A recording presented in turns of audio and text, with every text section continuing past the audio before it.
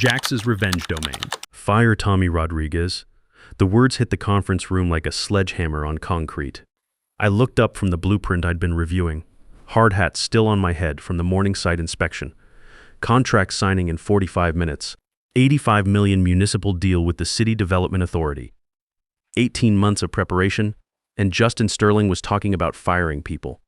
I'm Walt Morrison, 56 years old, and until that morning I was VP of Operations at Sterling Construction Group. Howard Sterling built this company from nothing 35 years ago, and I'd been there for 28 of them. Started as an apprentice electrician, worked every position from the ground up.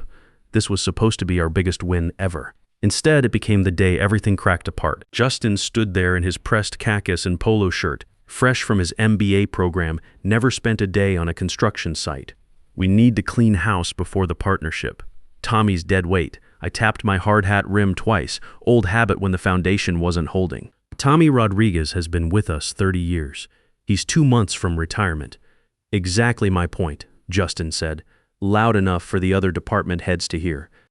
We're carrying pension obligations for guys who can't keep up with modern efficiency standards. Dennis Crawford and his team from the City Authority are walking in here expecting a lean operation. The conference room went quiet. 8 department heads sitting around that table. Most of them had worked alongside Tommy for decades. Nobody spoke up. Not even Howard, Justin's father, who sat at the head of the table studying his phone like it contained the secrets of the universe. Tommy's productivity metrics are 15% below department average. Justin continued, pulling out a tablet. His overtime costs are 23% higher than comparable positions. The math is simple. I straightened up in my chair. The math doesn't account for 30 years of experience. Tommy can diagnose electrical problems in 5 minutes that take younger guys half a day to figure out. That's not what the data shows. Data doesn't show everything. I could feel my voice getting that edge it gets when load calculations don't add up. Tommy's prevented 3 major electrical failures this year alone. Each one would have cost us more than his entire salary. Justin's face flushed red. This isn't a charity, Walt. We're about to become partners with the city on the biggest infrastructure project in the region's history. They expect professional management, not some old boys club protecting dead weight. I stood up slowly, hard hat in my hand now. Professional management means taking care of the people who built this company. No, Justin snapped. Professional management means making the hard decisions that maximize value for stakeholders. Tommy goes, or we look weak in front of our new partners. The silence stretched like a cable under too much tension. I looked around the table at faces I'd known for decades. Jerry from site management, who'd worked with Tommy on the Harbor Bridge project. Susan from accounting, who'd watched Tommy train half our current electrical crew. Not one of them met my eyes. I won't do it, I said. Justin blinked like I'd just told him gravity stopped working. Excuse me? I said I won't do it. Tommy Rodriguez is 2 months from retirement. He's earned his pension. We're not throwing him away to impress some city bureaucrats. The room temperatures seemed to drop 10 degrees.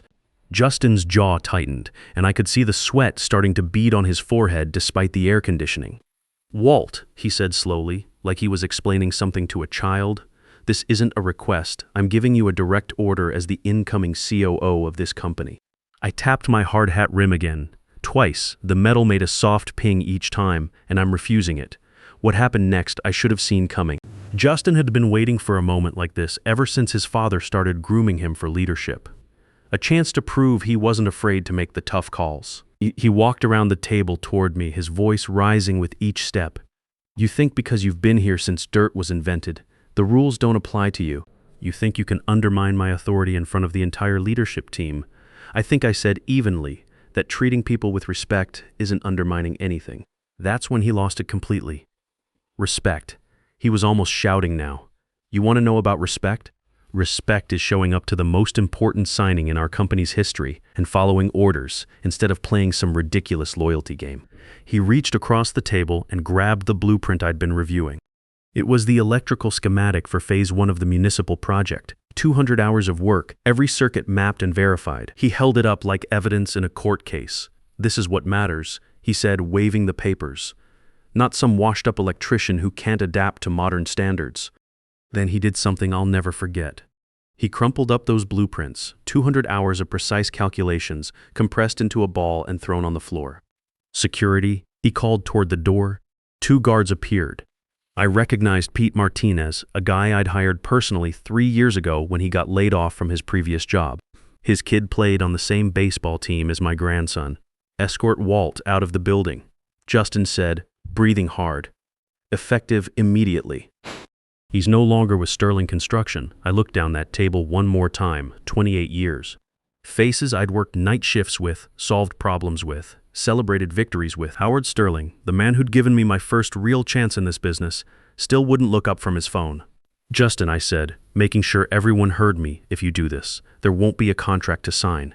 He stepped closer, and I could smell the expensive cologne he wore.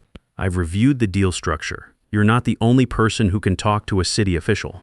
You're just the only one stupid enough to put personal loyalty ahead of business reality. He nodded to Pete. Take his badge, his keys, everything. Box up his personal stuff. Pete looked at me with genuine regret. I put a hand on his shoulder. It's okay, Pete. You do what you have to do. Justin straightened his polo shirt, like he'd just finished a difficult but necessary task. You're done. Go home. I picked up my hard hat, the only thing I wasn't surrendering, and walked toward the door. As I reached the threshold, I turned back. For the record, I've managed $2.3 billion in construction projects for this company over 28 years. This $85 million contract was structured specifically around our safety compliance record and our relationship with the city authority. But you're the boss now. The elevator ride down felt like falling through concrete. My phone buzzed before I reached the lobby. Dennis Crawford, City Development Authority, the man whose department was about to transfer $85 million into Sterling's accounts in exactly 35 minutes. Walt, where are you? We're in the lobby with the full team, ready to make this official. I looked at the cardboard box that security had hastily packed with my desk contents, my coffee mug with World's Okay Grandpa that my daughter gave me last Christmas, a photo of my ex-wife Linda and our kids from back when we were still married, the safety manual I'd been updating for the past 5 years. There's been a change of plans, Dennis. I'm no longer with the company. Silence stretched so long I thought the call had dropped. What are you talking about? This isn't funny, Walt. We're signing in 30 minutes. I've got 6 department heads, 2 attorneys, and a communications team ready to announce this partnership. I've been terminated, effective immediately. Terminated on signing day? That's the most ridiculous thing I've ever heard. Nobody fires their operations VP on the biggest deal in company history. The elevator chimed as we passed each floor. No games, Dennis. Just reality. I suggest you speak with Sterling's representatives about how they want to proceed without me. Stay exactly where you are, he said, and I could hear the steel in his voice that had made him the toughest negotiator in city government. I'm coming to find you. The doors opened to the marble lobby. Through the floor-to-ceiling windows, I could see Dennis and his team from the city authority. 4 people in business suits, all carrying thick folders full of legal documents. Behind them stood a younger woman with a camera, probably their public relations coordinator, with press releases ready to hit the local news at noon. Behind them, coming down the executive staircase with one hand on the polished rail, came Justin. Satisfied smile on his face, convinced he'd just handled a personnel problem with the decisiveness of a true leader. He had no idea what foundation he'd just cracked. Dennis saw me before I saw him. His face went through 3 distinct changes: confusion, recognition, and something that looked like controlled anger. He ended his phone call mid-sentence and walked toward me. Walt, he said, extending his hand. What the hell is happening here? Plans changed, I said. His eyes dropped to my shirt, where the security badge had been torn off, leaving a small rip in the fabric. Who did that to you? I didn't get a chance to answer because at that exact moment, Justin walked into the lobby. He still had that energy, like a guy who just solved a major crisis with smart management. He spotted Dennis standing with me, and his expression shifted from confidence to calculation, to what he probably thought was a winning smile. Dennis, he called out, raising his hand. Sorry for the slight delay. We had some internal restructuring to handle, but everything's ready upstairs. Conference room is set. Documents are prepared. He walked over with his hand extended. Dennis looked at it but didn't take it. Instead, he looked from Justin to me, very slowly, like he was solving an engineering problem in his head. What kind of restructuring? Dennis asked. Nothing that affects our partnership. Justin said with that dismissive tone entitled people use when they want to sound confident. We simply removed someone who wasn't aligned with our efficiency standards. We're optimizing our management structure as we prepare for this project. Dennis's eyes flicked back to my torn shirt. Did those efficiency standards do that? This was the moment I could have stayed quiet, let them figure it out themselves. But 28 years of work, a lifetime of building relationships, and the principle of the thing made my decision easy. Your future business partner fired me because I refused to terminate a 30-year employee 2 months before his retirement. I said, that's the restructuring. That's not what happened. Justin snapped, and for the first time, I heard his voice crack slightly. I enforced professional management standards. This is an $85 million project. If senior executives can't make hard decisions, you fired him? Dennis cut in, his voice dropping to a tone I'd only heard him use with contractors who'd tried to cut corners on safety protocols. On signing day, I terminated someone who was insubordinate, Justin corrected, like that made it better. In front of our entire leadership team, look, I understand you two have worked together, but we can handle the project management. The documents are complete, the systems are in place. The silence that followed lasted maybe 15 seconds. It felt like an hour. Dennis's face went completely neutral. Not angry, that would have been better for Justin. Just cold, professional calculation. How long have you known Walt? Dennis asked. Justin blinked. A few years, since I joined the company leadership. I've known him for 18 months on this project alone, Dennis said quietly.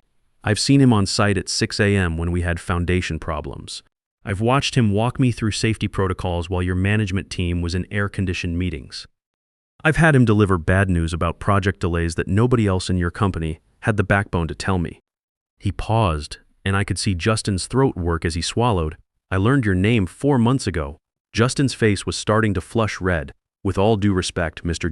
Crawford, this isn't your company to run. You're absolutely right, Dennis said, his voice staying perfectly calm. It's not my company. But it is my project, and it's taxpayer money we're talking about. He turned to me, Walt. What exactly happened up there? I told him no drama, no embellishment. Just the sequence of events, from Tommy Rodriguez to the crumpled blueprints. By the time I finished, Justin's face had gone from flushed to pale. You're leaving out context, Justin said. But his voice had lost that confident edge. There were insubordination issues, a pattern of resistance to necessary changes.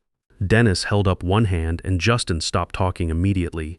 Funny how $85 million gets people's attention.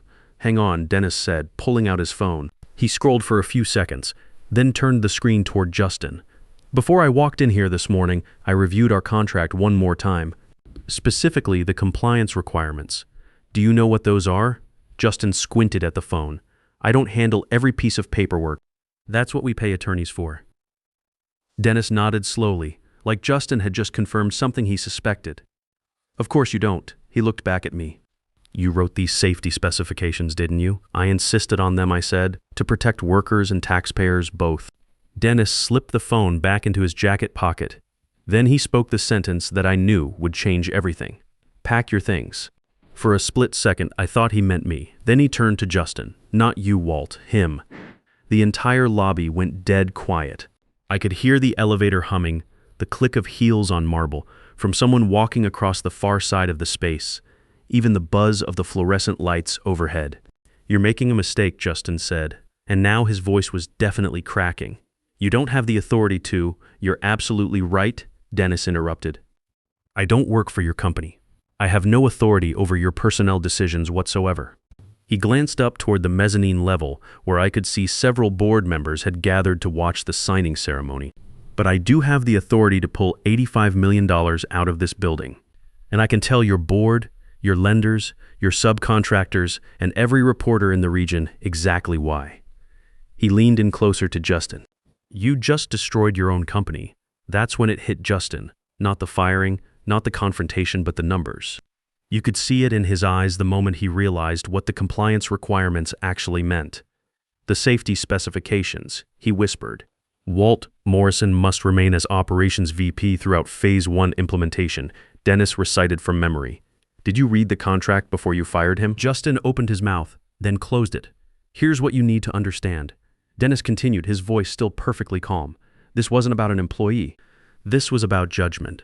If you handle your most experienced people this way on your most important day, what does that tell us about how you'll manage taxpayer money? He turned to his team, who had been standing there watching this unfold. We're done here. Pack it up. Papers rustled. Briefcases snapped shut. The public relations coordinator was already on her phone, probably killing the press release that was supposed to announce the partnership to the local news. Dennis extended his hand to me. Walt, when you figure out what comes next, give me a call. The city authority works with people who understand what professional relationships actually mean. I shook his hand, nodded to the board members still watching from upstairs, and followed the city team through the revolving doors. Outside, the air felt different. Cleaner. I had no job, no immediate plan, and I just watched 18 months of work collapse, but underneath the shock I felt something I hadn't experienced in years. Relief. Dennis stopped on the sidewalk. You okay? Yeah, I said, and I meant it. Question is, what happens to them? That's not your problem anymore. He looked back at the building. But if I had to guess, they're about to learn a very expensive lesson about consequences.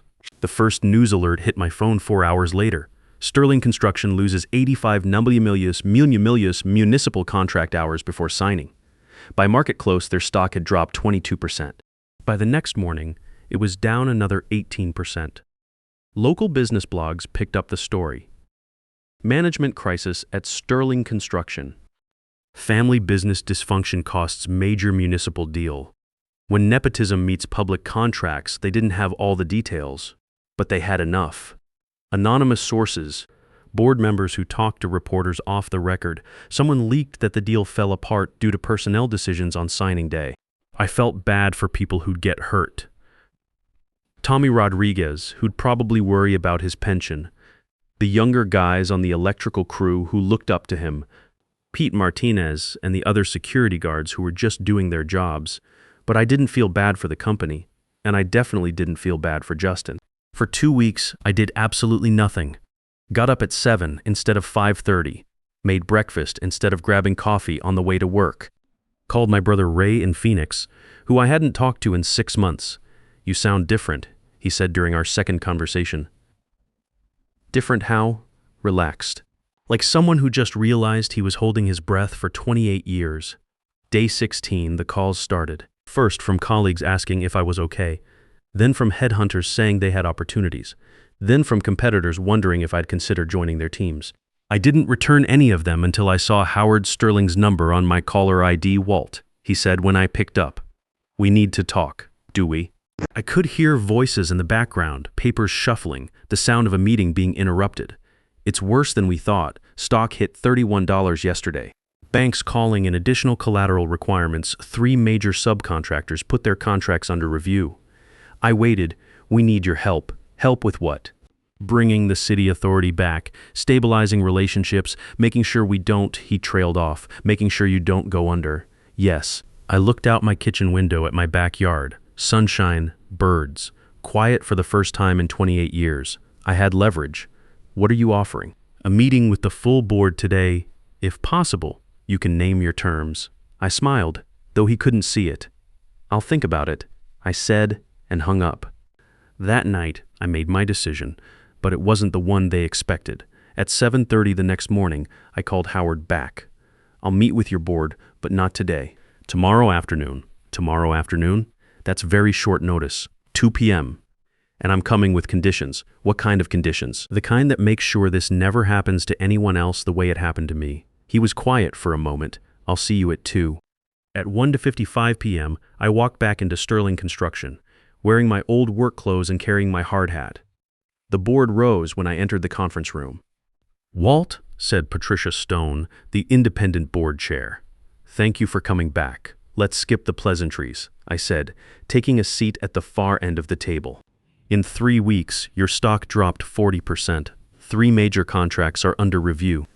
Every construction publication in the region is using phrases like management crisis and family business dysfunction. Uncomfortable shifting around the table. You chose ego over experience, I continued. You chose silence over leadership. I slid a folder across the table to Patricia. These are my conditions, non-negotiable. She opened it, eyebrows raising as she read. She passed it to Howard, whose face went pale. The pages made their way around the table like a slow-motion explosion. When they finished reading, the room was dead silent. "This is extensive," Howard said carefully. "Yes. Full reinstatement as Chief Operations Officer, reporting directly to this board. Salary increase of 60%. Permanent board seat with voting rights. Substantial equity grant vesting immediately." And then the part that really made them sweat. Section 7, Patricia read aloud. "Any consulting services conceived by Walt Morrison shall operate independently, with Sterling Construction as preferred client at standard rates." She looked up at me. "You want to start your own consulting firm?" "I want protection. You've proven that family politics can override sound business judgment.